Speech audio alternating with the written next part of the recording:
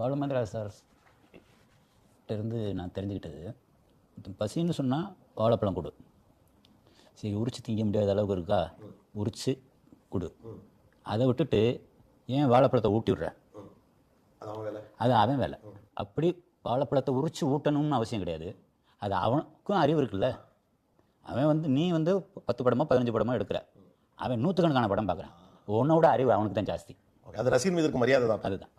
Okay, நான் ஒரு படைப்பாளினா அவனும் ஒரு படைப்பாளி தான். அவனால் அதை புரிஞ்சுக்க முடியும். நான் இந்த இடத்துல ஒரு பிளாங்க் வரேன்னா அது இதுதான் அவன் புரிஞ்சுப்பான்னு நீங்கள் நம்ம இட்ஸ் ரெஸ்பெக்ட் டுவர்ட்ஸ் யுவர் படம் பார்க்கிறவர்கள் மீதான உங்கள் மரியாதை தான். மரியாதை படம் பார்ப்பவர்களுக்குத்தான். சினிமா நம்மளை சினிமா இயக்குநர்கள் அவங்களெல்லாம் விட பெரிய விமர்சகர்கள் எல்லாத்தையும் சேர்த்தே தான் சொல்கிறேன்.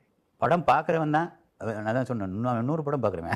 அவன் ஈஸியாக கண்டுபிடிச்சிருவான் எங்கே மிஸ்டேக் இருக்குன்றது, எங்கே என்ன இப்படி பண்ணிக்கலாம்ன்றது டிஸ்கஸ் பண்ணுறாங்க இல்லையா. அதனால் அதை நம்ம ஆடியன்ஸை அவ்வளோ ஈஸியாக ஏமாற்றிட முடியாது.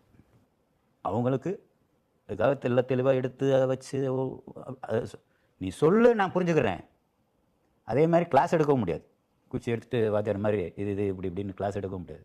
நீ அந்த வேலையெல்லாம் உன் வேலை இல்லை, நீ படம் எடுக்கிறது உன் வேலை, படத்தை எடு, நாங்கள் புரிஞ்சுக்கிறோம், எங்களுக்கு அந்த அறிவு இருக்குது அப்படின்ற ஒரு அகம்பாவம் எல்லா ரசிகர்களுக்குமே இருக்குது. அது நல்லதும் கூட.